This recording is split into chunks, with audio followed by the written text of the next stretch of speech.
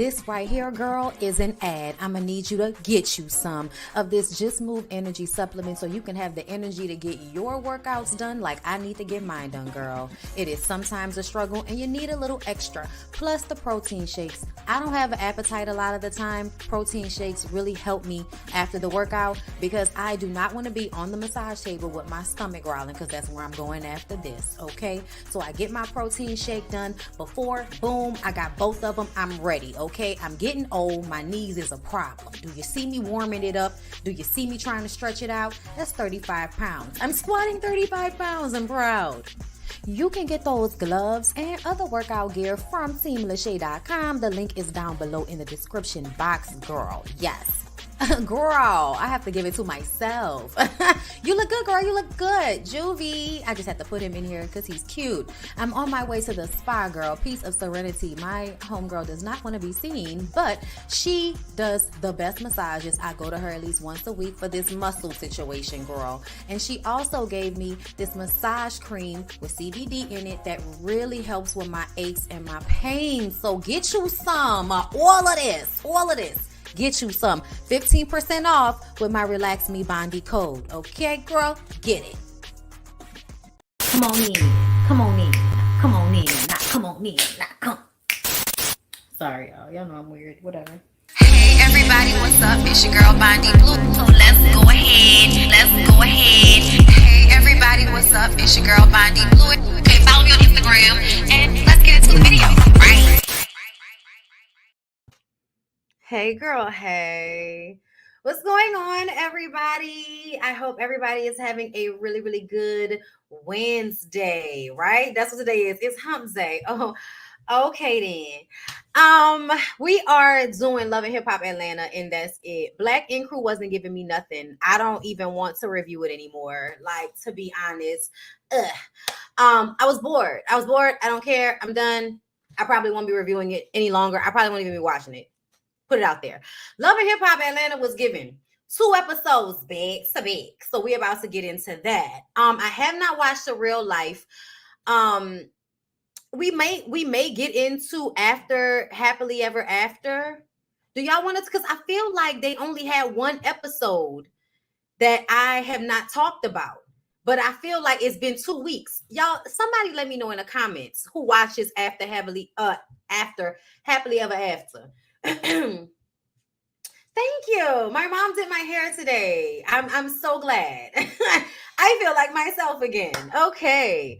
Because like I was letting my hair grow out, but it's like, girl, I love my dark hair. I'm beautiful either way. I get it. But there is something about the juxtaposition between my skin tone, especially when it's all tawny because I've been under the sun. And with this light hair, like it does something for me. Like people are weird, you know, they think you have blonde hair, so you want to look white. And it's like, no, I don't want my skin to be whiter. I want my hair to be white. At some point when I get old, my hair is going to be white anyway. Fuck. Okay. Excuse me for liking how it look at 34. Okay. Excuse me. But you know what I'm saying, you guys. Like, I like it. It suits. It's how I feel right now. Okay. I'm not ready to go back to black. But I do feel like we could talk about after Happily Ever After. But I just don't know if I missed the episode. I have no idea. I'm glad that you guys missed me because I missed you too. Somebody actually commented on my one of my posts today, and they were like, you were posting the whole time you were gone. You know, do you ever really take a break? And I was like, first of all, Instagram is not a break. Like, you know what I'm saying? Like, it is to an extent, meaning that I saw stuff that was going on, but I didn't engage. Like, when I take off, I really do. Y'all saw the stuff that y'all saw put on YouTube. Y'all know was pre-recorded before I left. And I had the first night I got there, I went to bed early and I got online and set up my recordings and everything to be released throughout the week. Which is why y'all got the first panel, because that interview was supposed to happen. It didn't happen. So we turned it into an episode for me to release that day for y'all. Yes. Happy belated birthday, Purely Terry. Oh my God. Happy birthday. Mwah. I lost it just that quick. Oh, ladies first fan. Oh, and then Love and, the Love, Love and Marriage Huntsville little teaser or whatever that I put up for y'all, just so y'all would have something while I was gone. Because, I love you guys and all that. And plus, YouTube messes over you when you don't put up any content at all. But as far as the pictures, I wanted to share. So I did. I'm a sharer. Everybody knows that. Okay. I like to share. Okay. And plus I like taking pictures and, everything was so beautiful. And I was actually documenting my experience and myself over time because I knew I was going to be different when I left versus when I came. So because of that, I wanted to document that so that I would be able to go back and see it and glue into where I was in those moments because I need the reminder sometimes. So yeah. I wanted to share. So that doesn't feel like work to me. And honestly, work doesn't feel like work to me all the time. But yeah, no, I absolutely needed the time away. I had the time away. I feel like I'm rejuvenated, girl. Yes. If you flew out last Wednesday, if so, that would be the only episode you missed. So okay. I forgot it doesn't come on Monday. So you know what? Let's do that one first. Get that one out the way, and then we'll do Love and Hip Hop, both of those episodes back to back. Okay. If y'all don't mind. Here we go. In my BondyBlue show that I'm doing after this for my members only, I told you guys that because Money Has Been Funny on YouTube, we have to redirect. We have to course correct. So the BondyBlue shows will only be live for my members from now on, meaning that if you see them and you're not a member, it's because they've been done already. But the lives, the chat, the conversation, while I'm actually like talking back to y'all like I do in these BondyBlue shows, will be members only going forward. If you are a member on YouTube, Patreon, or of my website, bondyblueshow.com, you get the links. First of all, y'all, I need for everybody to listen to me when I say this. And I know I have to keep saying it over and over again for new members. So, forgive me. But you will get the links. The links are always posted on the community pages for Patreon and YouTube. And then on the forum for my website. You go to the Bondy's community. You go to the forum, general discussion. Love and Marriage Huntsville is always posted there. BondyBlue Show will always be posted there and pinned so that it's at the top and you can see it, whatever is the most recent. So just remember everybody about that as we move forward. But those videos will be, yes, VIP only, okay? And then, a few days later, what I've been doing is like 2 or 3 days later, or whenever I do the next BondyBlue show, I will then cut up pieces or re-release the first one, or the last one, so that everybody else can see it. But you're seeing it 2 or 3 days later, okay? And you're not able to be in the live chat. Okay, sometimes I'm able to premiere them and there is a chat. Sometimes YouTube flags the cut ups and then approves the whole live, and I just put the live up versus waiting for the approval of the cut up versions. But then I'll still eventually put those out once they've been approved. But YouTube has been taking longer to approve our videos lately, which is why it doesn't even make sense to put shit out on this platform for free and then have to wait all that time. No, I'm going to put it out to my members first, the people that pay for it first. And then after that, it will be released to the rest of y'all once YouTube has gone through its process of deciding whether they're going to allow me to make money off of it or not. Okay, so just a little housekeeping right quick, right fast. Let's go ahead and get into this episode of After Happily Ever After that I was not here for because I flew out on Wednesday, as my girl Crystal said. Okay. I love it. I love Kalila. I don't care. I love it. Listen, shout out to Lovely T.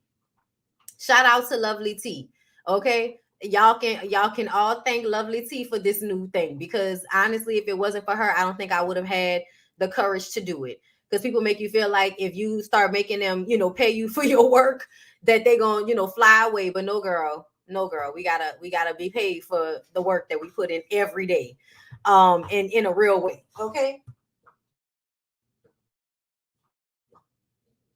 June, calm down. Y'all, Juvie is in here, so bear with me. So, why is Shar Jackson on this show? Do y'all remember Shar Jackson? Moesha, do you remember Shar Jackson? got pregnant for Kevin Federline when he was a backup dancer for Britney Spears. Ooh, I did it again, cheerleading moves. Okay. She was pregnant for him when he dipped out on her with Britney Spears. And some might say that was messed up, but for other people, they may feel like that was the best damn decision Kevin Federline ever made. He's been taken care of extremely well because he was able to get full custody of both his boys with Britney Spears, and then therefore getting child support payments from her. So I don't know if that dude has worked since. Okay, but either way, Shar has a child that is a sibling of a Britney Spears child. Okay, 2. Terribly entitled, disrespectful little. I'm gonna leave it alone, but I'm just saying I have seen the videos that Britney Spears has put online of those children, and it is very much given y'all are greedy little bitches and you have no perspective of what your mother has had to go through in order for you to live the life that you live. Like, it hurt me for her because she still loves them, but they don't see her clearly. They really don't. And I feel like we all know Britney's a little crazy. You know what I'm saying? Like, Britney be out here doing too much on Instagram Live. Like, she's like doing too much on Instagram. But you know what, bitch, be free. Okay? I don't want to see it, but some people may want to. You know, if you looking like you haven't bathed in days with those really low cut. She's still in the late 90s. She be wearing low cut. I mean, like, Britney, please bring it up to the belly button, bitch. Bring the pants up. Bring the skirt up. Bring it all up to the belly button. Brittany, we're not in 99 anymore. She be killing me with that shit. But you know what? Brittany looks free. Brittany looks happy. I hope she's doing well. I am often, side-eyeing the things I see on social media, but I don't know that lady life. But what I do know is when it came to them children, that lady was clear as crystal. She was crystal clear. You could see it through the fucking glass, okay? She was crystal clear when she was having conversations with her sons online. And, because they was talking to her crazy and all of that and trying to put her on blast. Girl, she gathered them children. I was just like, shit, sound like she got some sense to me. Okay? So, yeah, shout out. She called them Yankees on to put lotion on. I was like, yes, Brittany, please tell your white children not to go outside ashy. Oh, my God. When I tell y'all, I was like, child, I like Brittany. I like how she, the way she just makes sense to me, bitch. Okay? Like, makes sense to me. Okay? But yes, y'all, Shar Jackson. Back to Shar Jackson. Why is Shar Jackson on this show? She wanted to try something new. I said, really?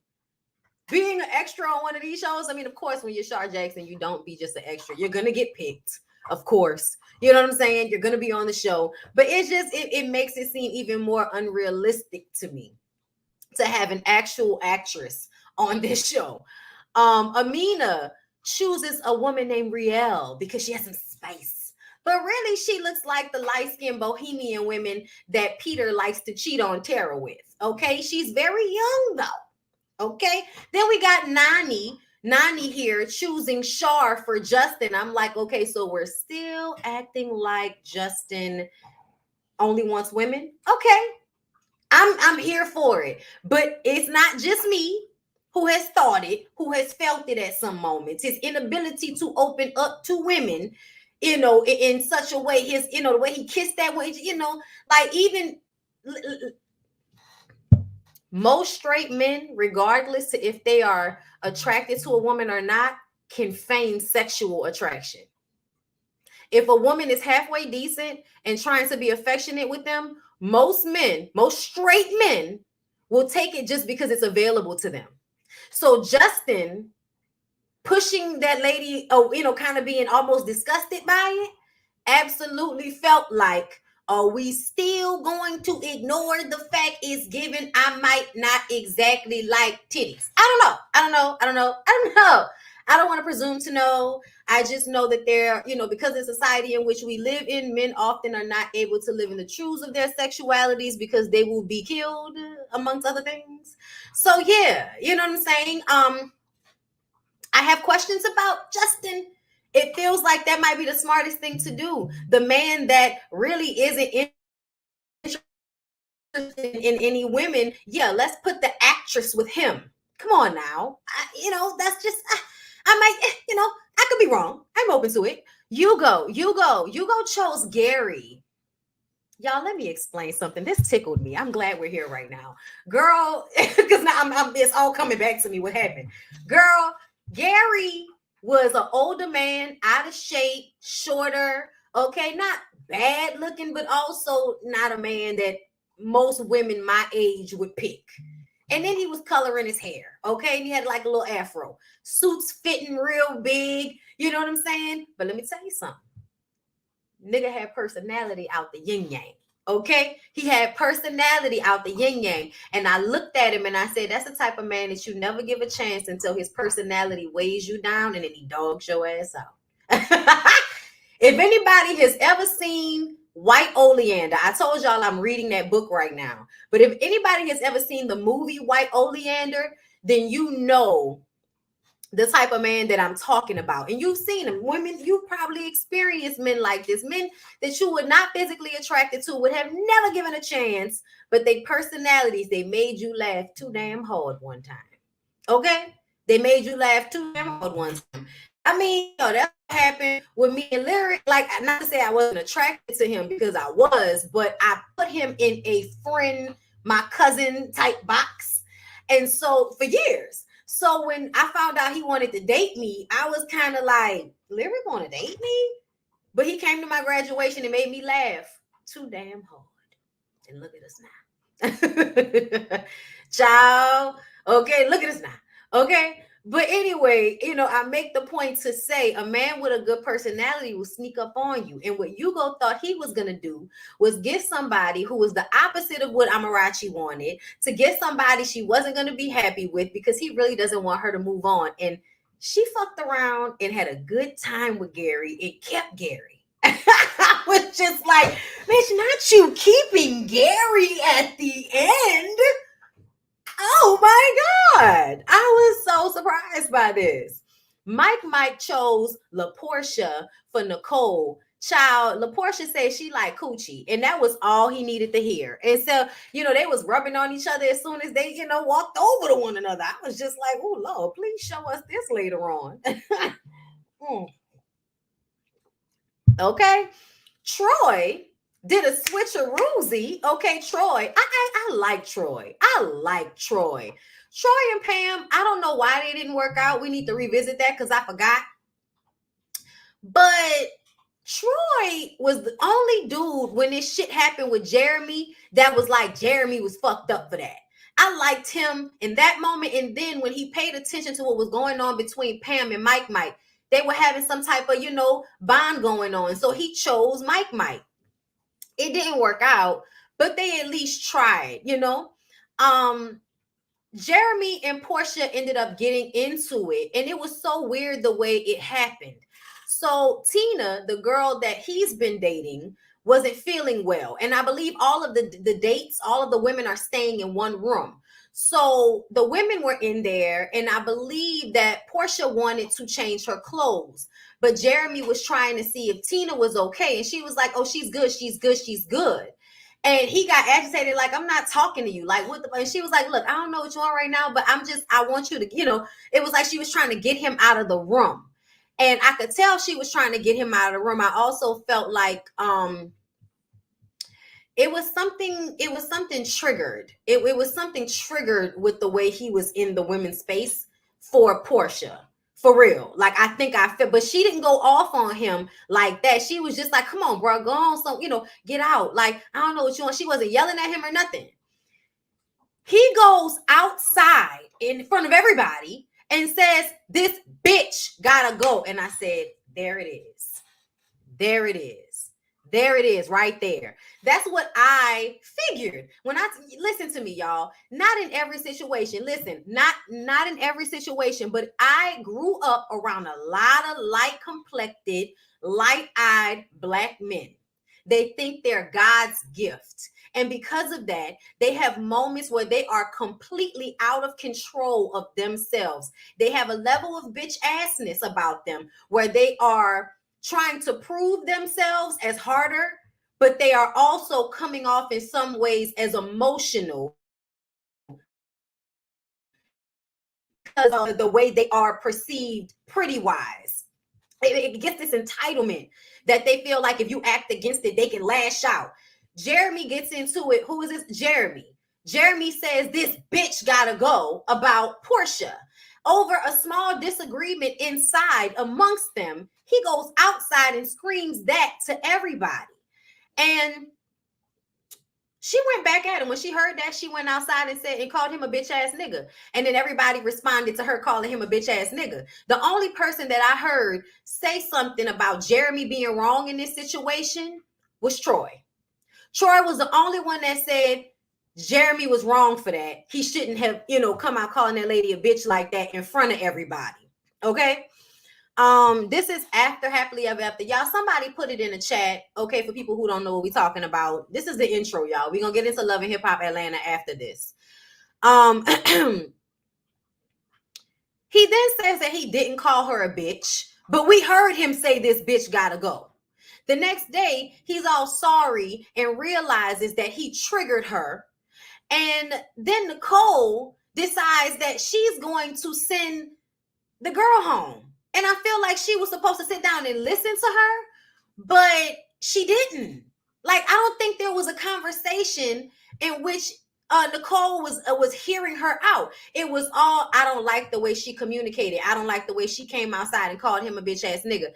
I'm past that point in my life. If that's the way you communicate, if that's the way you argue, then I can't deal with you. But I didn't like that. I didn't like that because I feel like at the end of the day, if a man thinks it's okay to walk out amongst all of these people and call me a bitch, just because I was telling him that this woman is okay, she's fine, so he can get out of our room so I can change my clothes, just because that occurred and I responded in like, does not mean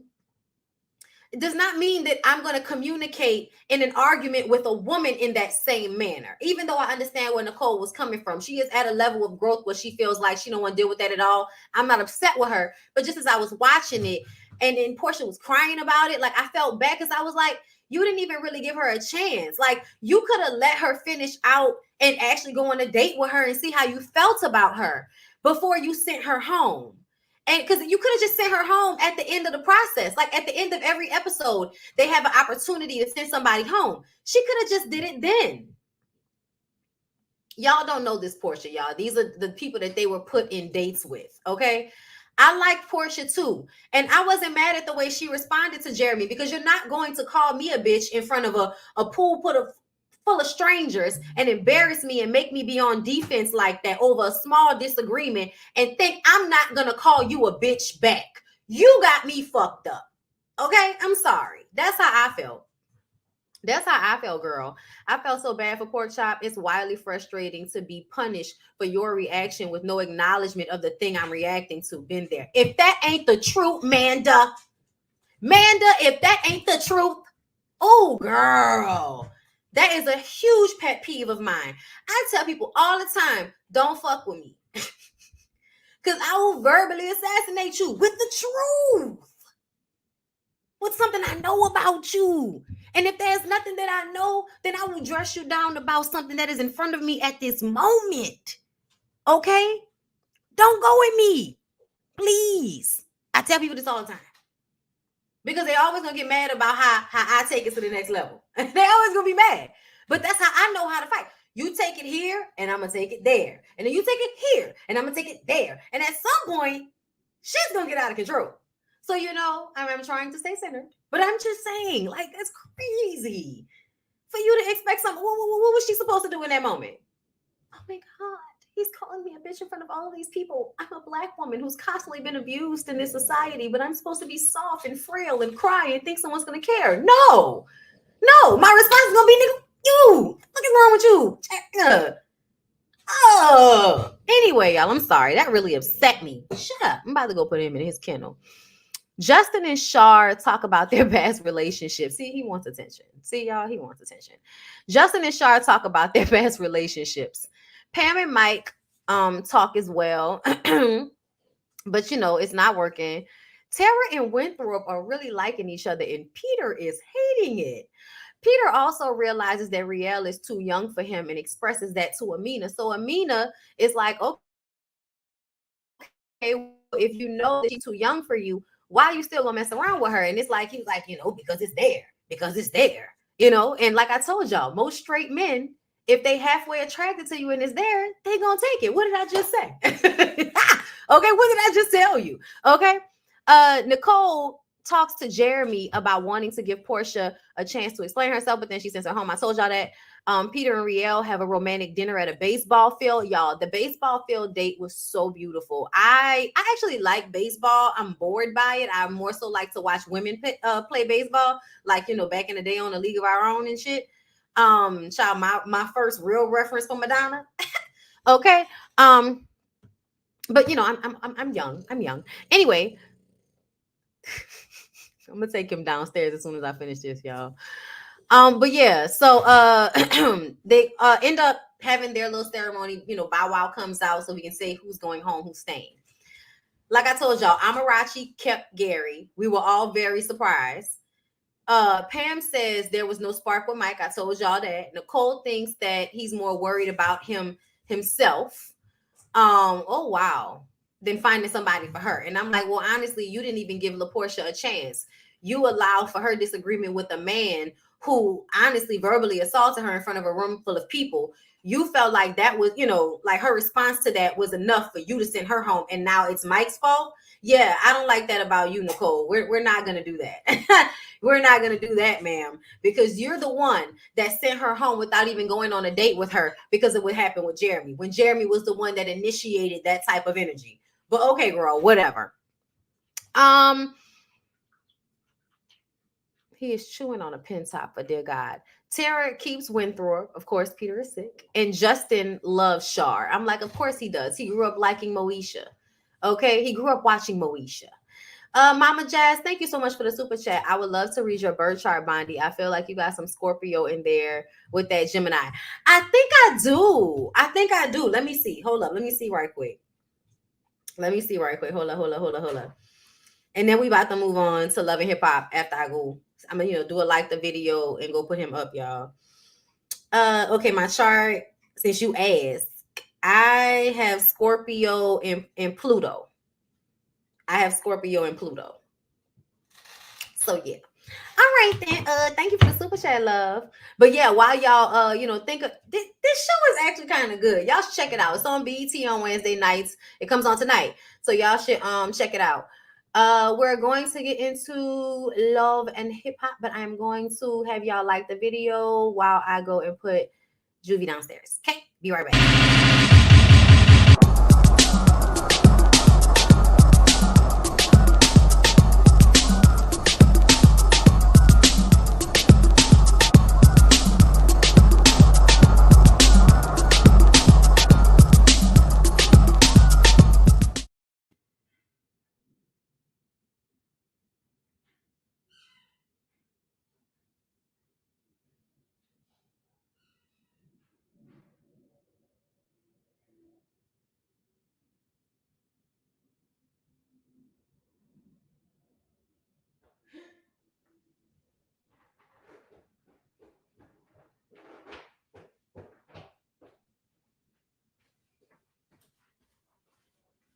All right, y'all, I'm back.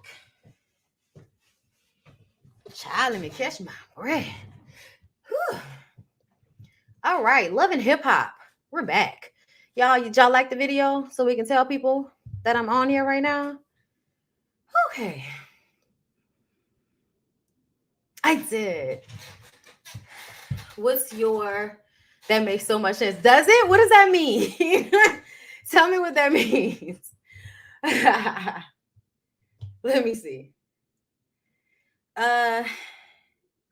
You are transforming your self-image because in your first house. Oh, wow. Okay. Passionate, intense, serious, private, self-obsessed, and perceptive. Yes. I'm all of those things. Y'all, I've been telling y'all about Scrappy and Mama D. I've been telling y'all about these relationships that these women have with their sons that makes it hard for them to navigate their relationships, as adults. I think our generation has Scorpio and Pluto. Oh, okay. It's just like the year, like the year time frame. Okay, got you. All right, y'all. So let's get into Love and Hip Hop Atlanta. Y'all, unfortunately, we started off the first episode with Jacques' mom having lung cancer. And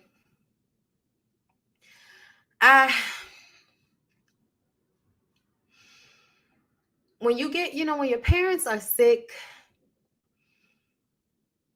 and they're dying, I think of a couple of things, because sometimes when they get sick, they're dying. Like sometimes they can, come back, but usually after a certain age, like after 60, it's I rarely see people living past 60, like getting cancer, and like especially if they get it stage 4.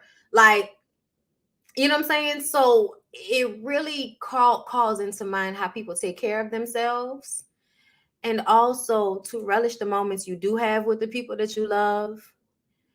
And also to understand that death is a part of life, and that when our parents leave this space, they don't leave us.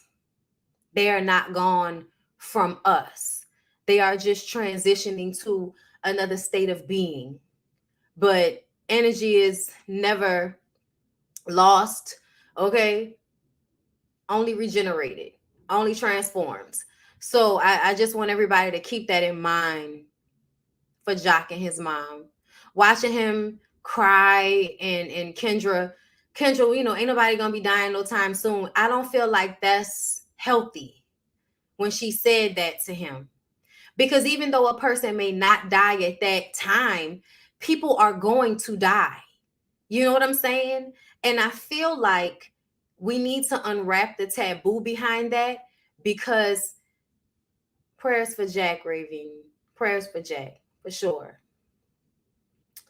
Life comes to an end. It is merely a cycle. You know what I'm saying? And it's hard and it's painful.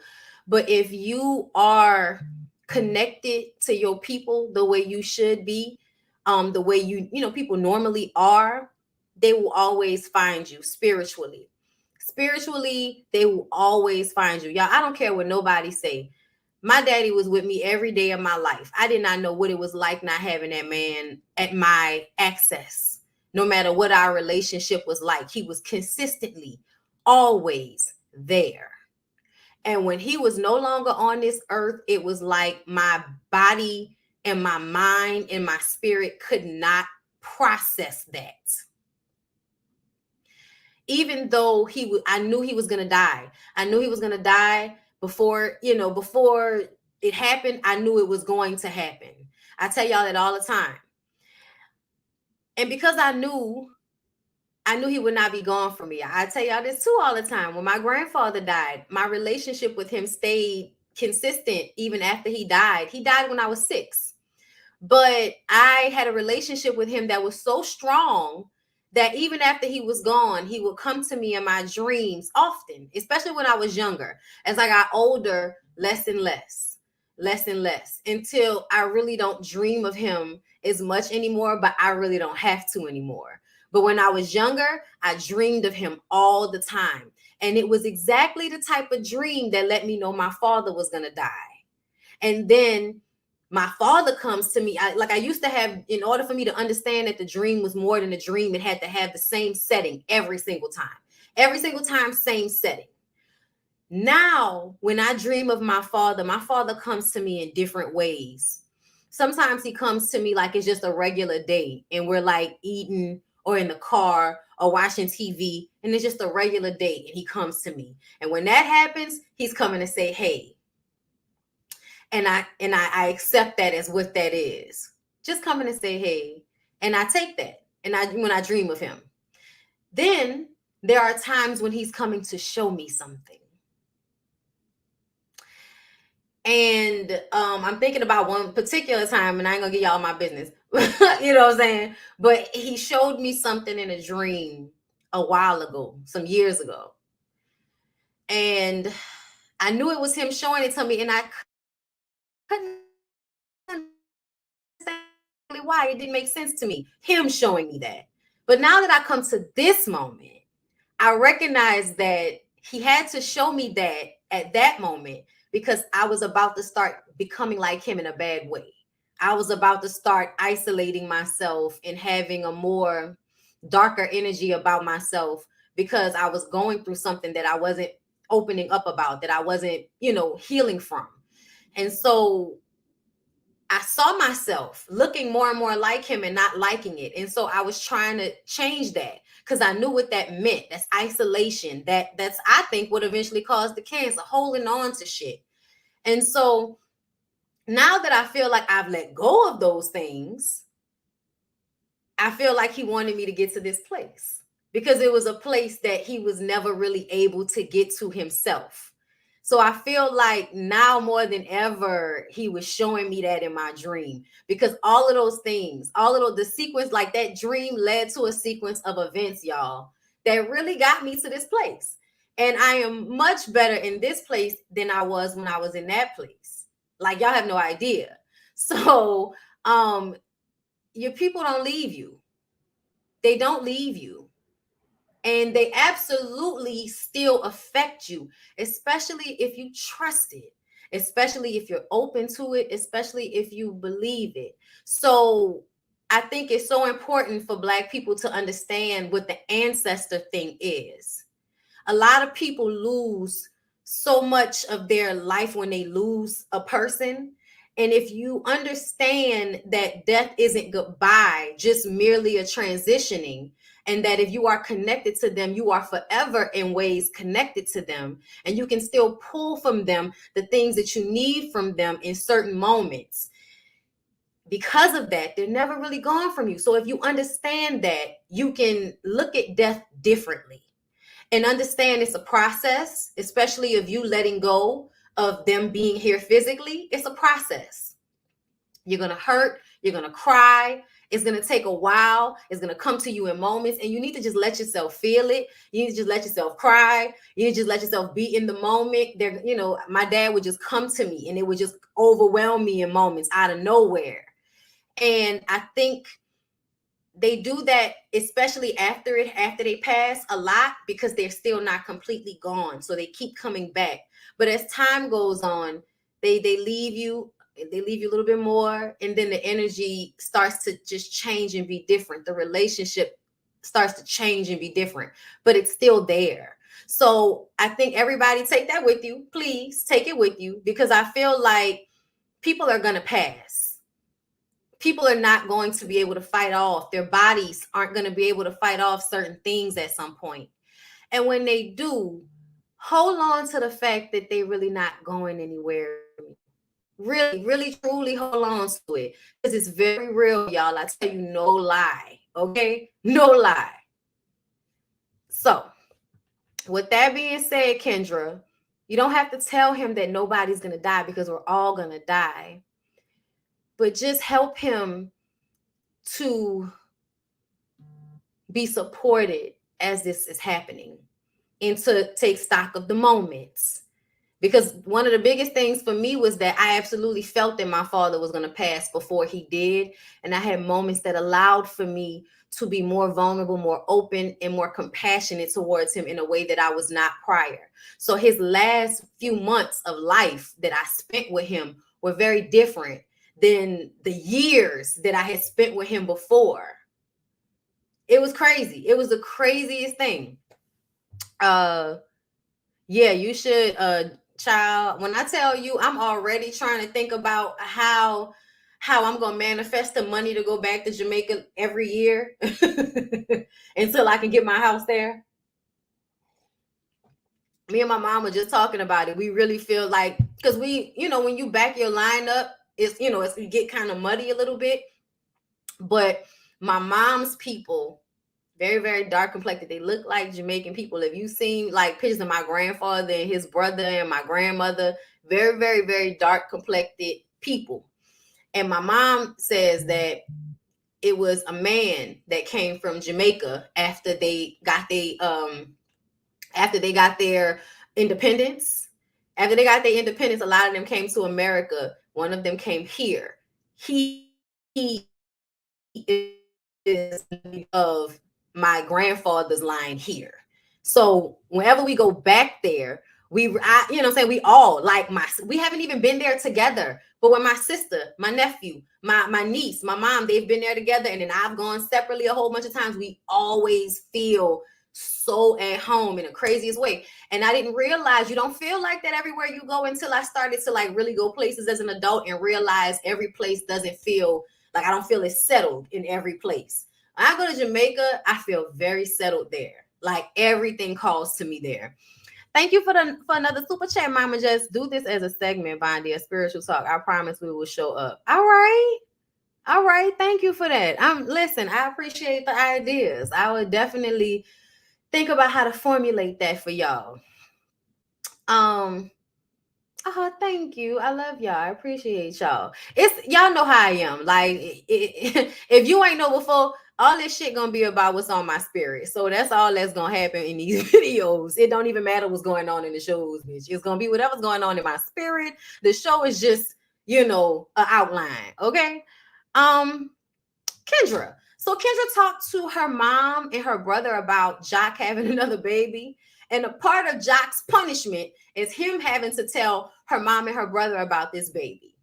Jock didn't show up, trying to use his mom's cancer as a scapegoat, which is why you should be able to understand that she'll need to handle him with kid gloves when it comes to being honest with him about whether she's going to stay alive or not.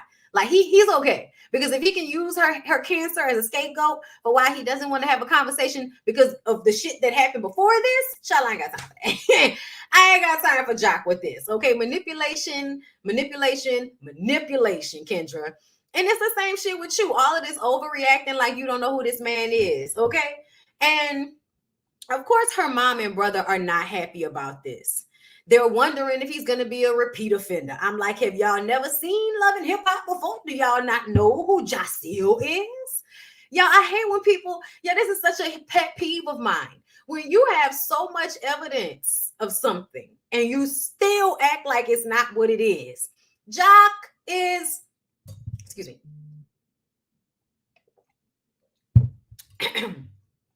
Jock is a whore.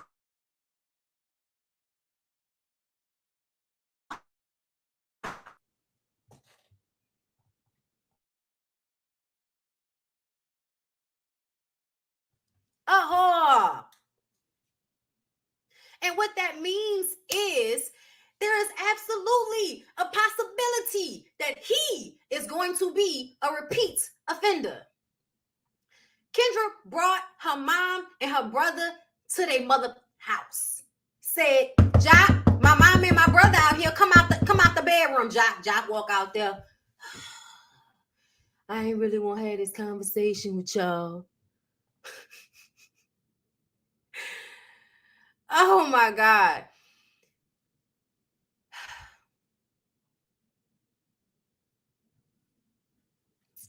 Hold up. I'm trying to find. Okay.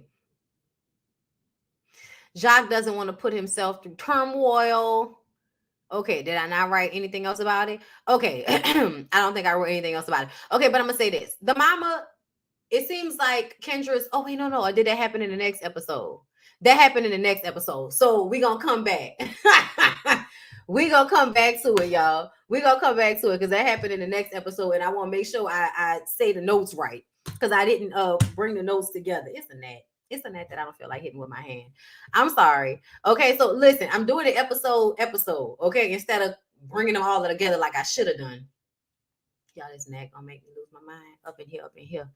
Y'all, Lyric made me coffee this morning, and he put some of that Jamaican coconut rum in it.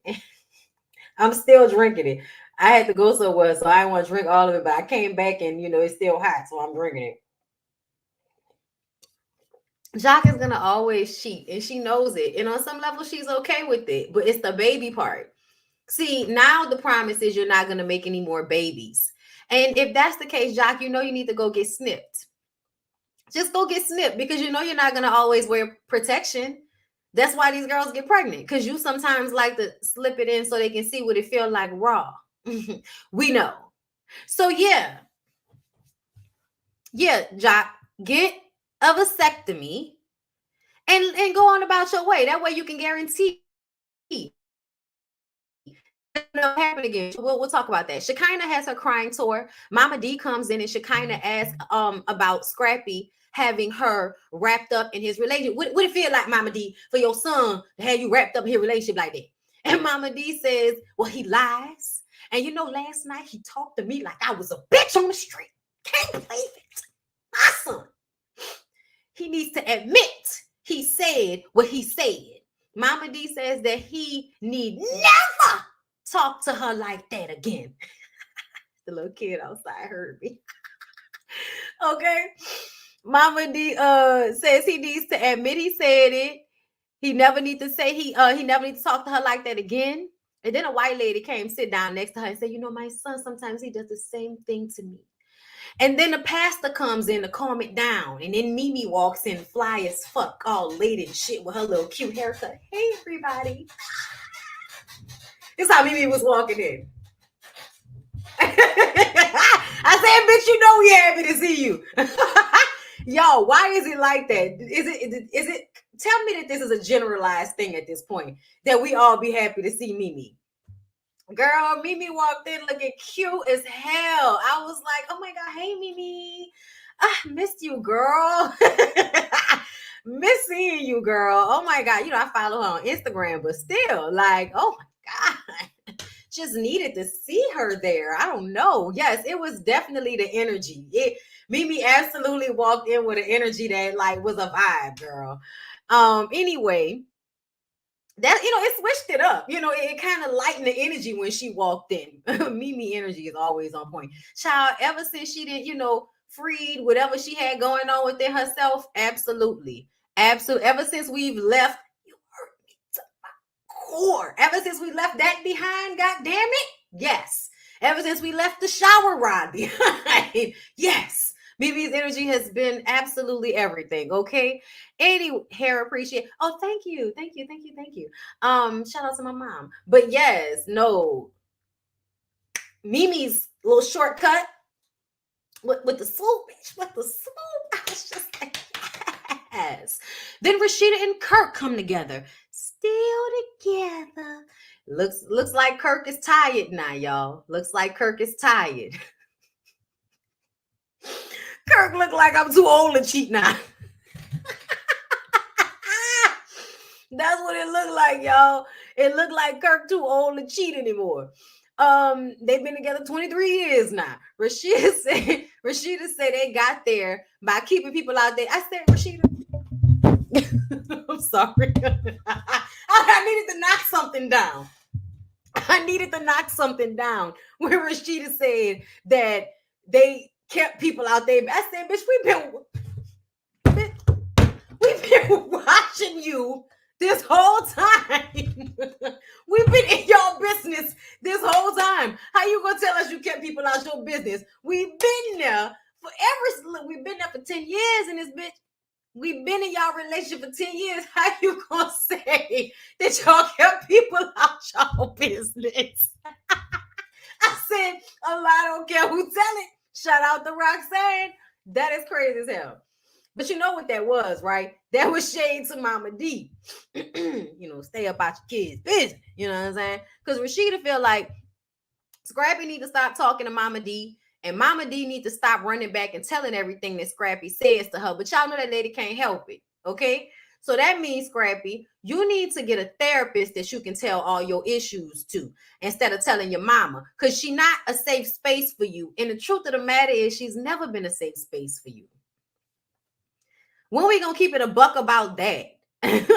She's never been a safe space for you, okay? And just then, Safari comes in with Kimbella, the Erica Mena lookalike. Shekinah stays on, why would you bring this girl to my event, Safari? Why would you do this? I was just like, girl, we want to know. We want to know why. It's because he's petty. It's because he's trying to hurt her. And it's obvious.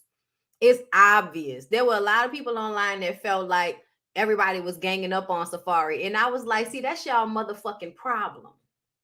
That's y'all problem right now. That's the reason why a lot of you motherfuckers are out here just reckless in the way y'all handle y'all kids, because nobody holds y'all accountable. Everybody needed to gang up on his ass. You see, he be around them kids more. You see, he be around them kids more. He's still an asshole, but he be with them kids a little bit more often, I feel like. At least based on social media, but you know, you can't trust that. But I'm just saying, the reason why I say that is because y'all, that's what needs to happen. People need to be accountable to their communities when they do shit like that. Not with everything. But it's crazy to me how y'all feel like everybody in the family can talk to somebody about their sexuality, but we can't talk to these about them not raising their kids, about them not being there for their children the way they're supposed to be. Oh no, don't say nothing to a man about how he not doing nothing for his kid. But please, every gay person you see, tell them about how their personal life is your business. Tell them how you don't agree with their lifestyle every chance you get.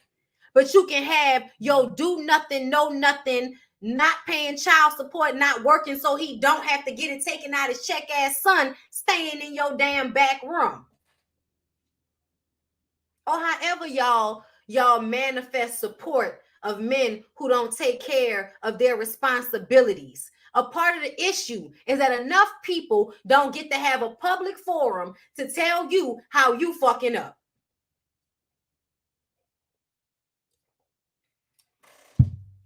This is exactly what he needed.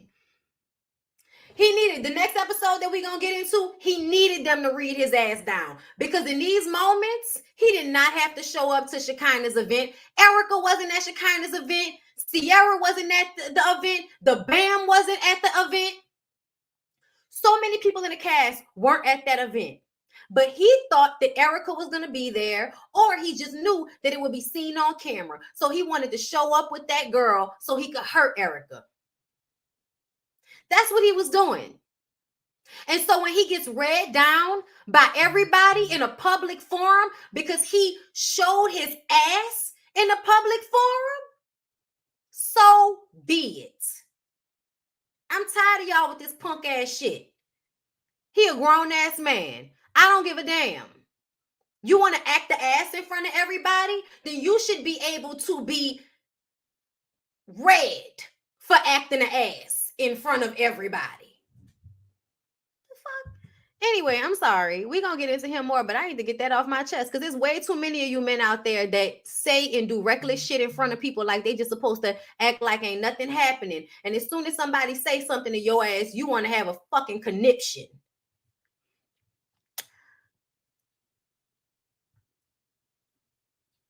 So Safari tries to introduce the girl to Shekinah, and Shekinah was like, listen, baby, it ain't no disrespect to you, but Erica will cuss me out. They point out that she looks just like Erica. Safari says he's not crying no more. These are happy tears. Safari, you're funny, but we also know that you're miserable. It's not happy tears. You're miserable. You're miserable. You ran because life with Erica was too hard with those kids. Let's keep it a buck. Y'all wasn't supposed to be together anyway. Y'all didn't, build anything in that relationship, but you need to deal with the fact that you asked for everything that she gave you, including those two children. You asked for them. You asked for that life. And then it was too hard. And then you left her to deal with it by herself in her most vulnerable moments. And now you can't deal with the fact that you pissed her off so bad that there's nothing you can do to stop her from being angry with you. And so now you want to act the ass and act like she's done something to you.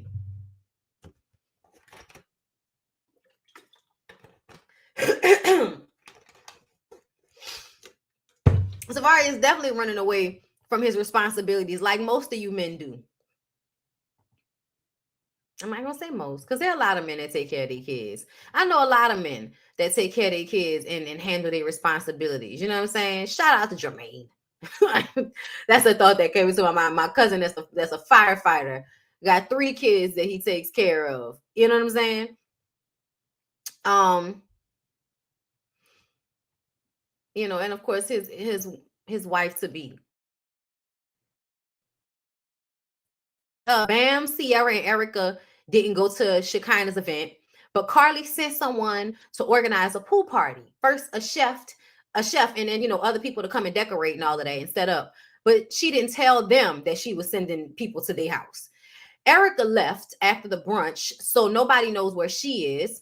Mimi comes through once again. We're all extremely happy to see her because they weren't at the event, so they didn't get a chance to see her when she came in. They tell her what's going on with Carly and how she's acting weird, you know, acting the ass with everybody and then playing victim. Mimi says, sounds about right. Okay. Everybody eventually shows up for the pool party, just as Bam is complaining about Scrappy. And he come with a whole bunch of ninjas.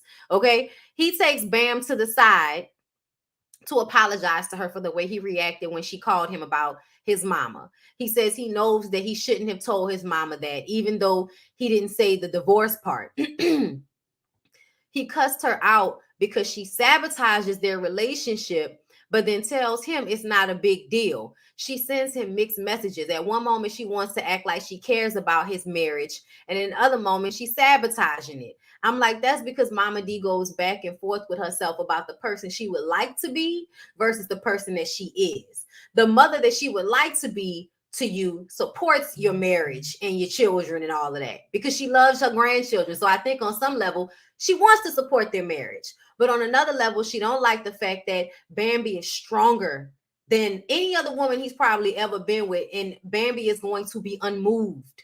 And she doesn't like the fact that she can't manipulate Bambi. So because she can't have power over Bambi, she can't have power over Scrappy in their situation, she then tries to sabotage it because usually those are the times when Scrappy needs her. Scrappy comes to her more when he's on the outs with Bambi. So I think she tries to do that so that he will have to come to her. But the truth of the matter is, yes, Iyanla needs to come in for Scrappy, the Bam, and Mama D. And I really would like it for Bam and Scrappy because I feel like they got what it takes to like last. Because I really do see the friendship. I see the love. I see the attraction. I follow both of them on social media. So I watch how they really enjoy each other when they be playing basketball, when they be on vacation smoking together. Like, they be vibing. They got them beautiful kids together. This is probably the longest relationship he's ever been in. I think Scrappy on some level is not, I've always felt on some level that Scrappy is just really tortured on the inside. And it makes him fucked up. But I feel like on some level, he really wants to be a better version of himself. He really, really does. But he's always fighting demons. And it's because he has to really he needs to really go on like a spiritual journey type thing. You know what I'm saying? Like, he really needs to like seek that out for himself. Once he seeks it out for himself, he'll be able to let it go. I honestly think he may now be on that path, but a lot of Black men get lazy about fixing their issues. It may plague them. It may hurt. They may know what it is. They may know how it affects them, but they don't take the extra step to do things to actually help them let it go and move on and actually become a better version, a more mature, more settled, more happy version of themselves. But I think Scrappy is closer than a lot of these dudes on this show. Like, I can see like the heart in Scrappy. Like, I can see that. Safari, on the other hand, yeah, it gives a sociopath lacks empathy. Yes, absolutely. On some level, completely switches off the button that cares about the other person and only does what he wants to do, almost in a violent manner. Like, it's crazy because honestly, y'all, we could want to act like, Erica is always doing the most, and she is. I think it's a part of her personality to be extra as fuck. But when we were looking at, she absolutely lost a lot of weight. She absolutely lost a lot of weight, and not in a way that I think she wants to. It didn't look good. You know what I'm saying? Like, she looked too small for the wig. Like, who looks too small for the wig? Like, she really looked gaunt. And when she said, I'm losing weight, And I know it is like, I had those issues early in my life, but I remember what that feeling feels like. I can always tap into a woman's hurt when she starts to lose weight because of pain. You know what I'm saying? Because of a relationship, because I've done that life twice. So I can see, that it's real. And teeth look too big. Yeah, it was just a lot of shit that you could just tell it was weighing on her. And you could tell he's doing shit purposefully to hurt her. Like, it's crazy because as fake as we think it is, I absolutely think we're seeing what we're seeing here. Like, this is one of them times, y'all. Love and Hip Hop Atlanta may be a little disjointed in comparison to how it's been season 6 on back. But the shit with Scrappy and them, real shit. The shit with Erica and them, real shit. The shit going on with Jock and them, real shit. So I'm kind of happy to see that there are some genuine things going on, in this show, in this season. Because it makes me feel like they're gonna be able to come back next season on better footing. And I see that we're doing another reunion type show too.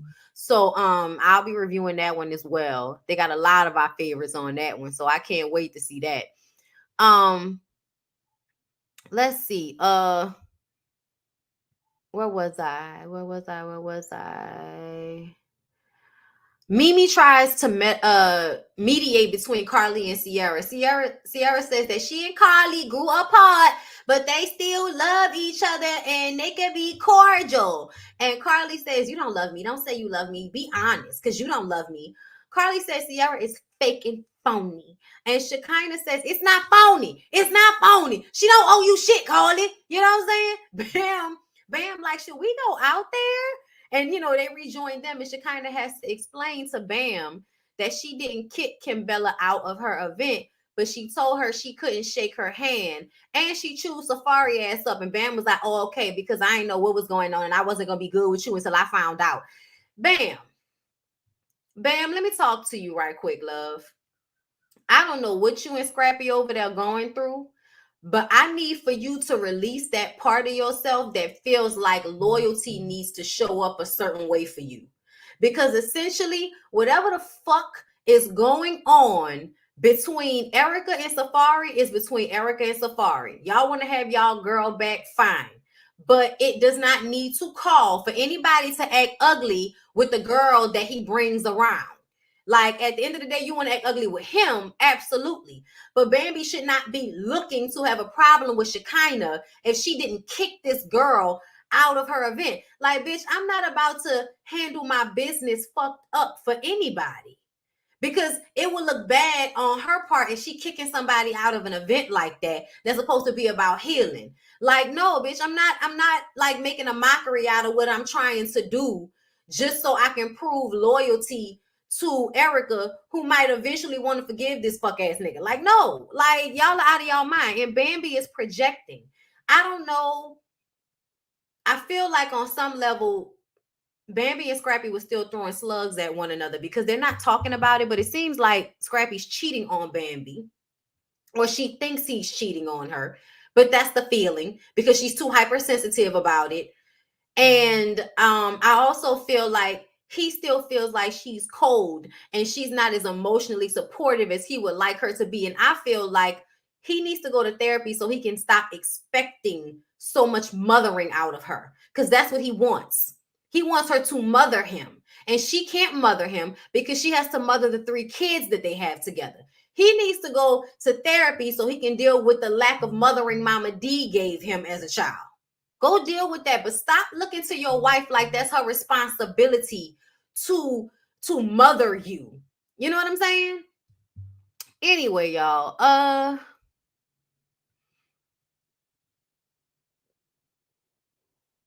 Safari gets there loud and obnoxious. Bam feels like, he's disloyal. Niggas is not loyal. Mimi was triggered when he came in, and she talks about how she only got child support regularly from Stevie J when he married Faith, and it came from Faith. I'm like, we all know that.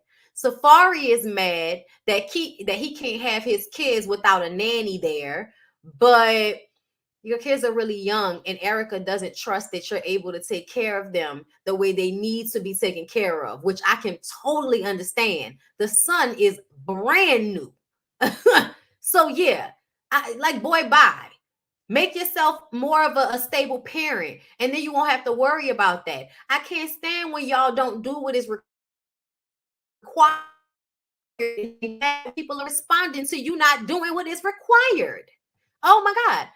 Shekinah goes off on Safari and says, you need to stop fucking with her mentally.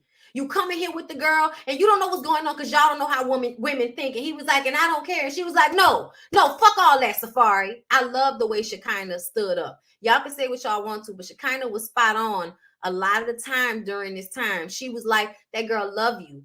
And she keep going back and forth in herself, and you fucking with her mentally and you hurting her. Leave her alone. And it was like everybody, all of the women were talking about how the men in their lives have like tried to hurt them after already hurting them in the relationship. Like, you were already hurting them in the relationship, and then the response to the hurt to leave you or try to separate from you, now you want to get even more nasty with me, like you wasn't hurting me to get here. Like, it's crazy. Safari got them to where they are, to this divorce. It's crazy to me. So then he ends up leaving, and somehow there's gonna be somebody talking about how he was ganged up on. Fuck all that. I was feeling Shekinah too. I hope Shekinah is actually healing herself the way it seemed like she is. When she was talking about that crying tour and how you can just get that shit out, she right. But you also need to do more than just cry.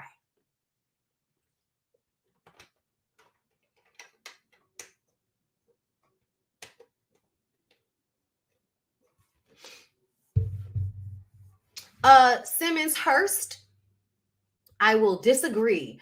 I think that you don't have to disagree. I think that if you feel like your baby daddy or husband can take care of a newborn and a toddler by themselves, then you should allow them to do that. But if Erica, being the mother of those two children, felt that they need to be a nanny for the brand new baby and a toddler when he has them, I think that we can trust how she feels about how she feels about that. She's the mother. Like, every man know. But if she feel like he need a nanny, like, I feel like I would want a fucking nanny. I feel like I would want a fucking nanny with a brand new baby and a toddler. That's hard, having to deal with both of those children at the same time. I could be reaching, but there seems to be some sort of buck breaking going on. Men will literally push you to the brink of insanity, then try to reel them back in for a normal relationship. Like, what the fuck? The more I hear Safari, the more I understand why Nikki left him alone. Child, I had to learn quick. If I jump in when my hubby was trying to change diapers and make a bottle, how he gonna ever learn? Yeah, but you're talking about when you're with him.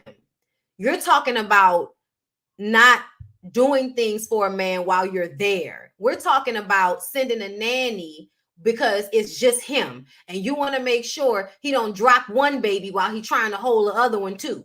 Like, that's a different type of situation. He has them by himself, so he gonna have to deal with it. But I think it was more so because that baby was so young and having to deal with both of them at the same time. I think that's more what it is. Definitely needs a nanny. Remember, the other baby fell over and he laughed when she cried. Thank you for reminding us about that shit. I forgot. Thank you for reminding us about that. Yeah, that lady don't trust that nigga with her kids all the time by himself. Absolutely not. Absolutely not. I'm glad you reminded me about that, child. Yeah, he laughed when the baby fell. Baby cried, and she like, what the fuck wrong with you? Pick the baby up. Oh my God. And the guitar fell on the baby. The point is, how is having a nanny there going to stop him from learning? I don't understand. Can he not see? Can he not still do things because the nanny's there? The nanny's there is help. So she holds one baby while he takes care of the other baby. How it would be if they were actually in a two-parent household. It's not really hard to, it's not really hard to understand for me. I understand what you're saying, but you're talking about two different situations. Yeah, no. I know. I'm just reading the comments. He never loved Erica.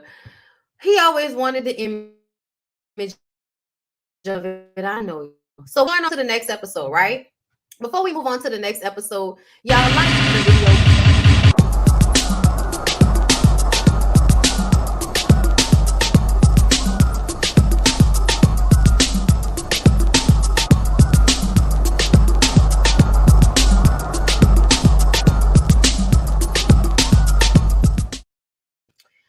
So yeah, y'all. So we're going back to Kendra and Jock.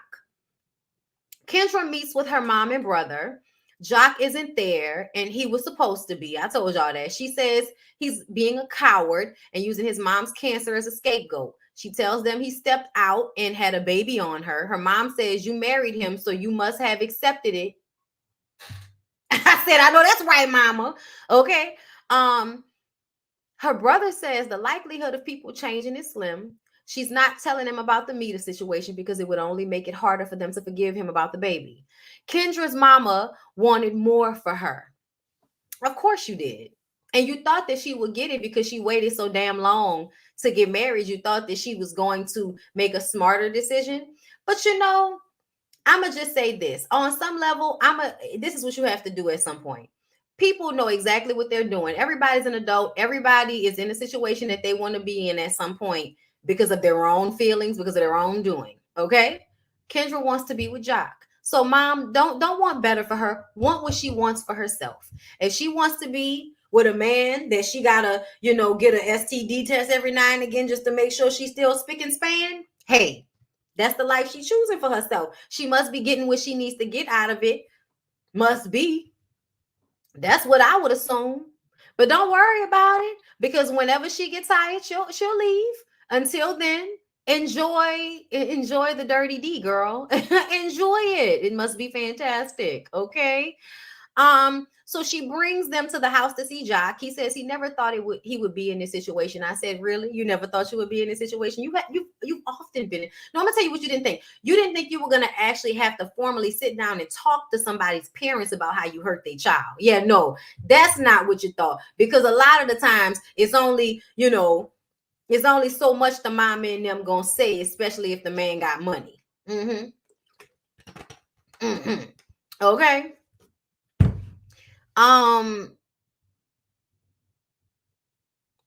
They asked if he's going to be a repeat offender. Kendra's mama says, I can't respect you at this juncture. And I was just like, I like it. I'm glad. I want him to feel shame. I do. I want you to feel shame, because a part of the problem is that y'all don't feel shame about the way y'all mishandle y'all penises. You're out there just spreading it low and wide, not giving up about the broken homes, the hearts that you're breaking, the people you're embarrassing. You don't even care. You don't even care. So I do feel like because you don't care, then people should be able to shame you about it. I know we don't want to shame people nowadays, but no. There are certain things you're going to be shamed about, okay? And having unprotected sex with random people that you don't know and you don't care about while you're in a engagement with another woman, whether rocky or not, is not something you should do. So yeah, they should shame you. And it's not that his own personal shame will last long, but the idea that he isn't supposed to be publicly confronted by the family. No, you're supposed to be confronted by the family. You are. You're supposed to be shamed by the family because you've done something shameful. This is actually something shameful. A lot of y'all be shaming people for shit that ain't got nothing to do with you. This right here is shameful. It'd be different if he was just fucking people. We wouldn't even have to have a conversation about meta. But now that you have a child that Kendra is probably going to have to be responsible for in some capacity, that's a lot. So y'all, Erica returns to the house with Sierra and the Bam, and they catch her up on Carly's pool party shenanigans. and how Sierra and her got into it. And you know, girl, don't nobody care. Carly works on my nerves. I'm over Carly. They also tell her that Safari brought her mini-me to the crying tour. Damn, I didn't care. Erica says she watched Safari cry to the judge so that he wouldn't have to pay her child support. And, you know, this man has hurt her so terribly and so bad and dogged her out so much that, child, she can't even be she can't even be hurt no more. She just wants the girls to stick together and let them know that God don't play about them. I said, I know that's right, girl. I know that's right. Okay. Honestly, y'all, after the trip I went on, it actually made me feel good to see Erica, Sierra, and Bambi being there for each other. It seems like they really friends like that. So yeah, I appreciate them being there for each other because I think that's very important for women to have other women friends that they can talk to, that they can, you know, be safe with, and they can share their situation with, and you know, like connecting all of that. That shit is important, y'all. Spice is getting ready for the Grammys. Carly and Meta are there with her as she gets ready. Carly is inspired by her. Spice didn't win. Soldier, somebody that's not even from Jamaica, somebody that nobody knew, apparently won the Grammy. It always happens that way, but you know, it don't matter. Spice is still Grammy nominated. Now, I'm gonna take this moment to talk about Spice. Spice, while I was in Jamaica, apparently was in the DR having some sort of surgery, and reports were out that she was in a coma and she had suffered a heart attack, seizure, something like that. We weren't too sure. Well, earlier today, she posted something to her social media. It says, "Thank you, Jesus, for saving my life. Hey, besties, I'm in a better space today to properly update you on my current health situation. I suffered a damaged hernia a few days ago that sent my body into sepsis. As a result, I was rushed to the hospital for immediate surgery. As you know, I've been off social media for a while to rest mentally. So little did I know that during my medical scare, it was already being said that I had a heart attack, I was in a coma, and also died. But none of that is true. However, I'm still recovering from what really happened. So thanks so much for all the prayers and concerns. Please take great care of yourself. Eat, live, love, laugh like it's your last day. I love you all so much. And you don't and you don't know Gracie always go be herself. So I guess this is no more jumping off. This is no more jumping off a speaker boxes for me. So all the promoters that has confirmed booking with me, please accept my humble apology. K-Man, I know you was up next for the 25th month. However, I'll see you at a later date. Any further information needed, there's always a contact in my bio. The queens love you all. All right, y'all, you know, I like the accent and I can sometimes drift into the accent. But that's what Spice had to say about her health. And here is me. Daphne, beautiful. Daphne, you are me, I am you. I don't know what she lied about, but y'all, Olivia is going ape shit. She won't stop. Anyway, when I saw her response, I was like, so you were already in the DR when you had sepsis? Because they said you were in the DR and you didn't say anything about where you were. I'm going to just say this. Spice got a BBL. We know that. She didn't need one, but she got one. And I said, I don't know why she did that. The way she jumps on people, the type of stage performance she does, I don't know why she would do that. Now you're telling us you had sepsis. Can't you get a hernia post-surgery? I'm just going to tell y'all this. Please leave y'all bodies alone. Work out. Lift some weights. You want a bigger butt?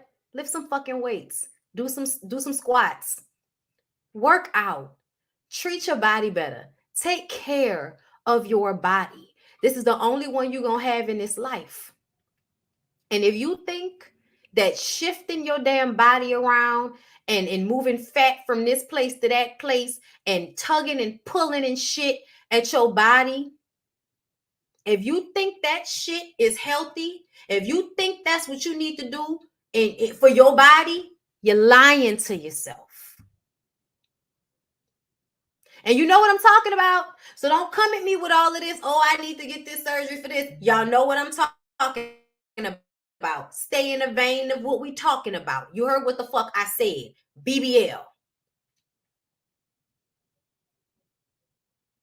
Leave your bodies alone. Do you hear me?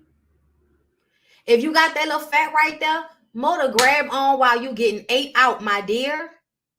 Like, leave your bodies alone, y'all. Stop doing this shit. Thank you for becoming a member, Shani A. Thank you. It's all risky. I know y'all don't want to hear it. I know y'all don't want me to tell y'all to work out. But that's what I'm going to tell y'all. And I'm going to keep telling y'all that. And if there's one person that I can save from fucking up their body or possibly losing their life over this stupid ass shit, then that's what I'm going to do. That's what I'm going to do. I don't care who it bothers. I don't care what you think. I ain't worrying about it. Please, y'all, stop with this shit. Please stop. This may not be the situation, but you went to the Dominican Republic for surgery for a hernia instead of back to Atlanta with Dr. Jackie and them? Yeah, no. Okay? Stop it. Please stop. Because I'm going to tell y'all, the whole time I was in Jamaica, I was like, I remember sitting at the table on Friday, like, yeah, you know, talking to Ashiba about it. Like, you heard we're having a spice, huh? Because you know that's what we automatically thought. You went and got a little, you know, refresh and got fucked up. Dr. Jackie in Atlanta. And she live in Atlanta. I don't know where she was, but I'm trying to understand if you needed emergency surgery, why they wouldn't fly your ass back home to Atlanta where Dr. Jackie and them at. The good doctors. The ones that's not going to get you sepsis. Oh, God. Yes, I personally would like for everybody to leave their bodies alone. Just saying, because I feel like it's too much risk and it's not worth it. Them almost make her take away herself. Oh God, I would have been heartbroken behind that, y'all. I'm glad she is awake and alive and okay. I am, but. Exactly. Nobody ever died doing no damn squats, no matter how much you feel like it. She ain't fooling no one.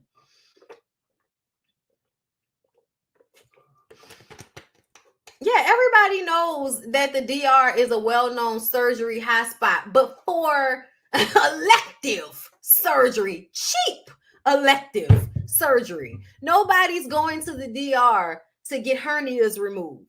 Take that shit to Atlanta.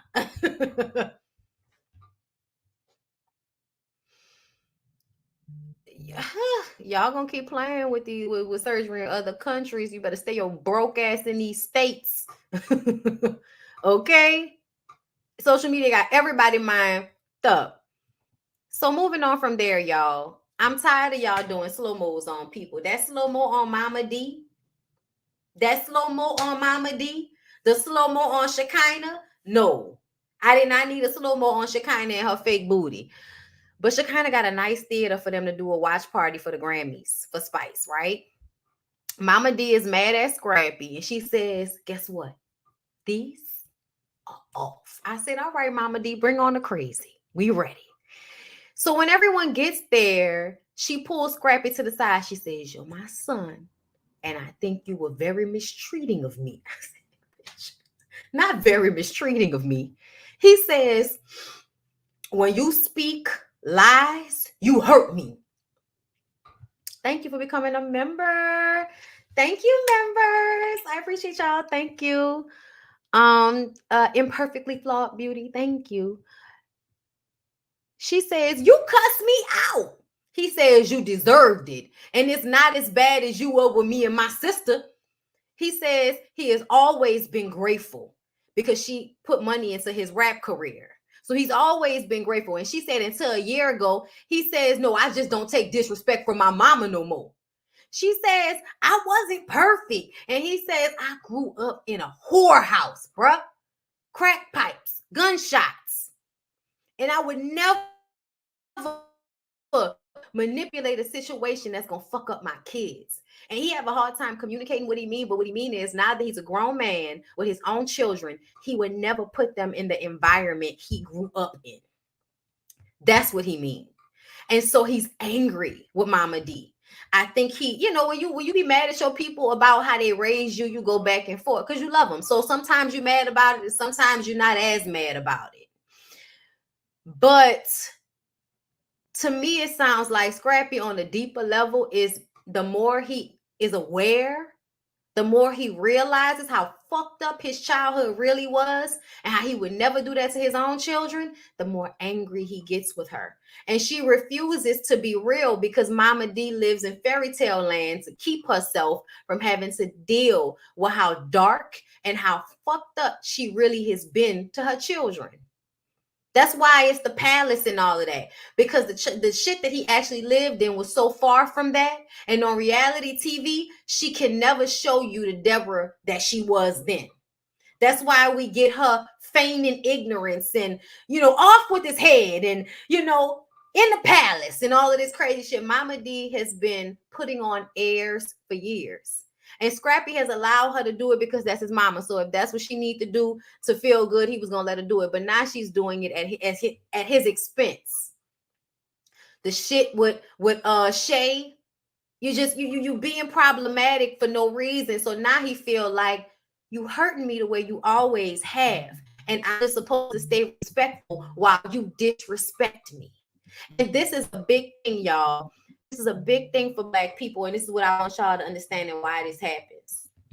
Y'all, as Black people, our only understanding of a parental and child relationship comes from a master-slave relationship.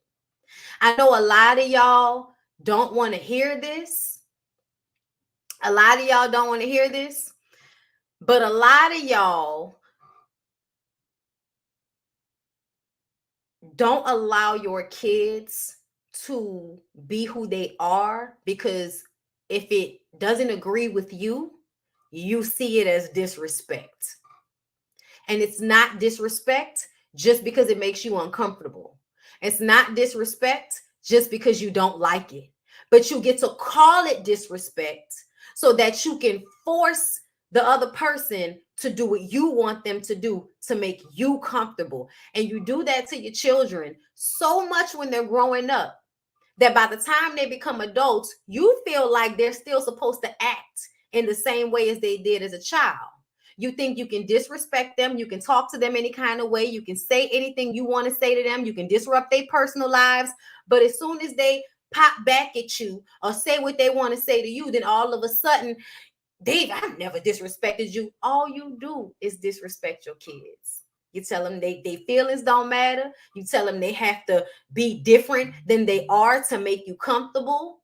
And what you do is teach them to be more aware of your feelings and what the outside world needs of them before themselves. I was raised like this too. I was just talking about this with my husband. I gave an example. I'm going to give you an example. So I remember one time I came downstairs in the kitchen. I told y'all my daddy used to cook breakfast every morning when he retired. So I come down, not downstairs, but I come into the kitchen and I put my book bag on a table to put my books in the book bag or to get something out the bag.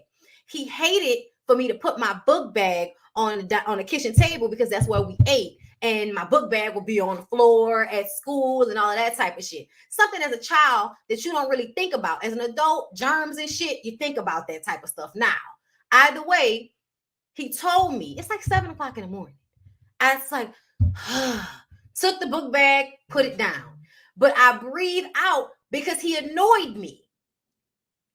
I'm allowed to have the feeling of being annoying. Whatever my feeling was in a moment, I was allowed to feel that way. I was annoyed. So I'm not going to be disrespectful. I'm not going to be defiant, but I breathe to let the energy out of my body because he annoyed me.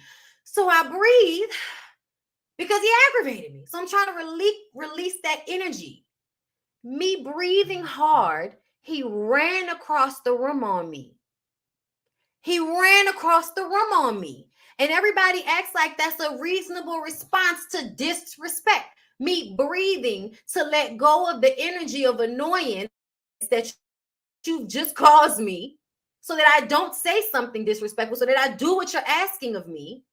You find that as disrespect. So I can't even express my feeling in breathing without you feeling like it's disrespect. And that means you get to fucking hit me for breathing hard. You get to hit me for breathing hard. Y'all, that is a master-slave mentality. It is. Your kid should be able to have their feelings. And what you do is teach them how to have their feelings, but also to have a reverence for the people around them while they're having their feelings. I understand you're upset right now, but that doesn't mean you get to be disrespectful or mean to me because you're upset right now. So take a deep breath. Try to calm yourself, but that doesn't mean you get to talk to me any kind of way.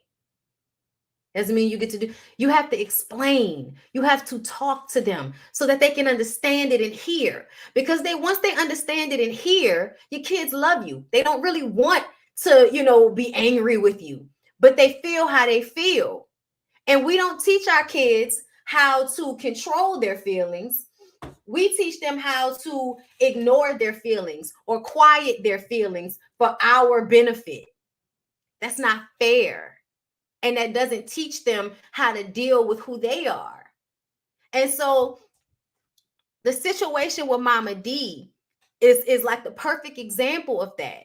Scrappy is a grown-ass man that is trying to deal with all of the things that he has seen in his young life, in his mind. And now he's comparing that to the life that he's trying to create for his children. And he's angry with you because it was so fucked up. And I bet you he feels like he deserved better from you. Especially when she said, I'm hurt. Because Shekinah was like, Mama D, you didn't hurt your son. He said, you telling everybody it's business. You need to, hug your son. And she says, he hurt, I'm hurt. And he was throwing shit. He flew across the room. He said, blame that on your mama. Blame that on your daddy. I didn't do nothing to you. Y'all. Scrappy was really, Daryl was really trying to work through some shit. And I really hope he gets a chance to really let it go and really work his way through it and get out of it on the other side of it. Because I think he would be a much better version of himself for his kids and for Bambi. But he needed to say that to her. And I don't know, because they chopped the scene up a lot. I don't know who got Mama D to stand in front of him so he could say it to her, but he was able to say it to her. He said, you don't know what it's like to sleep in your mama bed every night because you can't go in your room. You don't know what it's like to live in a trap house, to live in a whorehouse, to hear gunshots at night, to have people doing dope. I had to deal with that. And ain't nobody come and help me deal with that. Ain't nobody come and help and save me. I didn't learn about that until I got grown. He said, I can't go to you hard. I can't go to Bambi, she hard. My daddy ain't even that hard. And I'm like, okay, Scrappy, what I need for you to eventually back it up to, yeah, Kirk was there too, trying to hold, support the moment. It was powerful for everybody to be there in that moment around them in support. But Mama D is going to have to back her shit up. She gonna have to back her shit all the way up and really be real and really be honest if she ever wants to fully heal things with him, because he's still mad at her. In the confessional, he was like, I don't even want to talk about that lady, bruh. He love her, but he's so mad at her right now because now, y'all, we in the age of Aquarius. It's a real thing. What it means is that your mind opens up and you see things more clearly now. Because we're in this time period, the things that you thought before, I really do think in his mind, Scrappy is going through the growing up to the point where now I'm looking back on my childhood and realizing how wrong it was and how I deserved better than that. And you didn't give me better than that. And now, while I'm trying to reconcile that feeling and still have you in my life, you fucking up the thing that I'm trying to hold on to. You trying to fuck up the family that I'm trying to create, that I'm trying to grow. I'm trying to grow from what you gave me, and you trying to fuck it up. You fucked up my childhood. Now you trying to fuck up the family I'm trying to create that's supposed to be better than that. He's angry with her. He's so angry with her. And even when she stood there and received what he said on some level, she wasn't really receiving it, y'all. She was still acting. Mama D in that moment, even though she hugged him, she was doing it for TV. And he knew that. At one moment, she hugged him and he didn't hug her back. He let her hug him, but he didn't hug her back because she was still acting. She was still acting. It was crazy, y'all. At the end of the episode, oh, hold up. Let me do this part. So because certain people, Shekinah, after Mama D and all of that, she was like, family that pray together, stay together. Y'all remember when I be telling y'all about people saying shit just because it sound good, but they don't really mean it? A family that pray together, stay together. Mama D. Mama D is the perfect example of somebody that's always just saying fucking one-liners and shit. Don't mean it, don't mean nothing real, but just one-liners and shit.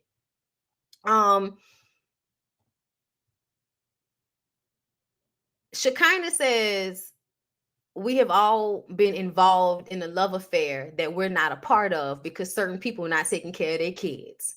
And Erica was like, stop, Shekinah. Shekinah said, don't tell me to stop. Because Shekinah was moved to lay it all out on the table in that moment. And I love the fact that she did it. Safari started to boo her like a child. And she started to cry. And she was like, nah, don't do that. Don't do that. Because y'all need to be here and do better for these kids. Erica says, I play this man's videos for his son. He don't have a relationship with his son, but his son knows who he is because I pour him into our son. So our son will know who he is. And I said, Erica, don't do it again. Stop it. This is the lesson she hasn't learned yet. She's still doing more than she should have to do. Everybody in this moment, even though they were trying to hold, tiny Shekinah, they were trying to hold Safari accountable, and I appreciate that. Nobody can make somebody do what they're supposed to do by their kids. You can't. So even though I'm glad that y'all are telling him what he needs to do, at some point, everybody's going to have to Mary Alice this shit. Said my piece and I'm going home. Which means you said what it is and now you need to let them figure it out. And I feel like Safari seems to be more involved. But Erica, you do not need to make sure your kids know who he is. He ain't dead. If he want them to know who he is, he need to do his part. You just do your part. Lay that down.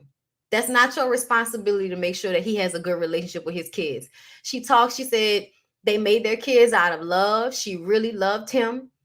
She really, really, really loved him. So she said, please stop hurting me. I'm losing weight. Everybody's crying. Everybody's crying right now, y'all. And when I tell y'all, this right here was probably one of the realest scenes they ever had on this show.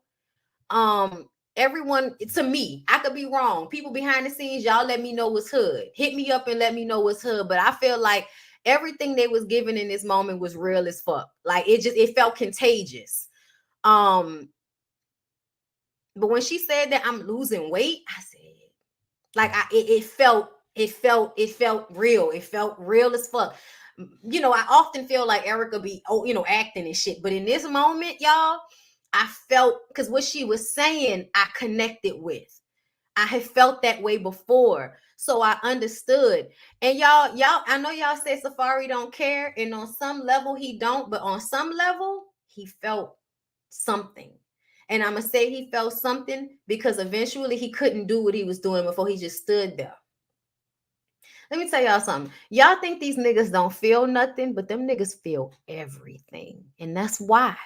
They keep trying to turn it off. They think if they can drink and drug and fuck and party and scream and ignore and raise hell, then they can ignore. They can ignore it. But if they can't, it's in there. And when I tell y'all, Safari is missing something inside that he doesn't have the courage to fix. He doesn't like himself on some level, deeply doesn't like himself on some level. And when they were talking to him and when Erica was saying that shit to him and he was just sitting there still, he felt it. He absolutely felt it. I know these niggas try to make y'all think they don't feel, but the truth of the matter is they feel, but they hate themselves. They don't like themselves at all. And they know they can't show you that they don't like themselves. But a lot of that shit that they feel, they be feeling it. They just know how to act like they not feeling it. But I saw it all over him. When I was looking at him, I was like, he trying not to cry. He gonna return to being an asshole. But he was trying not to cry. He was holding it in. His face was turning red. I don't know if y'all peeped it or not. But I rewinded and because I was trying to show Lyric and I stopped it and I said, look at his face. He was like, yeah, I can see it. He was holding it in. But, oh yeah, Jamaican men in the way they are treated at home, it is different. Coddled, I'm sure. Oh yeah, he gonna cry in the car. It's absolutely giving that. So everyone wraps up the season. Mama D walking down the street with her lip poked out was stupid. I was like, what the fuck is that? Erica finds out that she's officially divorced during taping the interviews, but she only got $4,000 in child support. And she was really, really upset about that. And everybody was like, she needs to be grateful for what she got. But I would like to implore everybody to take a step back and recognize that your standard is not Erica's standard. What you make is not what Erica and Safari make. And their life is not your life. And so when I think about $4,000 a month for 2 kids with their lifestyle, that's probably not a lot. Y'all, I'm just thinking about how much money I make for 2 kids, y'all. That's not a lot. Everybody, I feel like he probably could have afforded 10 a month. He could have afforded 10 a month for them 2 kids, 5 each, to make sure that they had whatever they needed. She works. So it's not, y'all, this is not one of them situations where somebody is trying to get money so that they can just lay up. Erica is not that type of person. Erica has never not worked. Y'all, the whole time we've known Erica has been a model. Erica has either done regular modeling or, when she got all her shit done, now she's an Instagram model. When you talk about somebody being an Instagram model, Erica is a fucking Instagram model. Erica probably make really good money off her advertisements because that's all her Instagram is advertisements. She probably make way more than $4,000 on her ads and shit. But she also probably has to pay for where her and her children will live because she's the primary custodian. And y'all, if y'all know anything about how much rent and all of that and mortgages cost in Atlanta for a house in a gated community, then eventually for schools and shit, like $4,000 is probably not enough. And I feel like she should not have to take more out of her money because he's getting to skate by on the bare minimum and also not have, as much time to be with. Like, I feel like she is absolutely entitled to be upset behind that $4,000. And I don't care what anybody says. Childcare alone is crazy. It's really expensive. I'm sure it is, and I don't even have kids. I'm sure it is. But it feels like you get to skate by on doing bare minimum while she has to figure out how to make up for what you're not giving and what you're not doing. Not just what you're not giving financially. I feel like this is what I feel like. If you are not the primary parent as a man, if you know that that woman is the one that's with those kids most of the time, and you really only there when you kind of want to be, you should probably have to pay more. I feel that way. I think you should have to pay more. I think you should have to financially make up for what you do not give in time.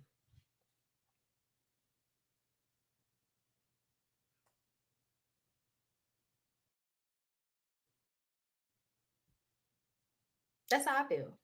If you're not going to be there all the time, if I got to pay, you know what I'm saying? If you're not going to adequately help me in the care of these children, the money is a whole separate thing. Money is a separate thing, but the actual care of those kids, if you're not going to give me that, nah, you should pay more. I don't give a fuck. Okay? Everything's more expensive. $4K a month? Come on. And they live I feel like they live in Atlanta, but we know they go all over the place. So it's tough. And honestly, y'all, I don't care what anybody says. At the beginning of this, I didn't think Safari would be like this. So I can't be mad at Erica. I can't be like she should have known better. I really can't. Because y'all, I think we watched this nigga court her. We watch him beg for her to go out on a date with him. Like, Safari's new nickname, bare minimum. Yes, he chased her for years, y'all. It was longer than months. We saw him on that show, but he had been trying to get at her before that and after that. Atlanta is not cheap. No, it's not. He chased her and begged her for a while before she went on a date with him. Then he proposed. He wanted marriage. He wanted kids.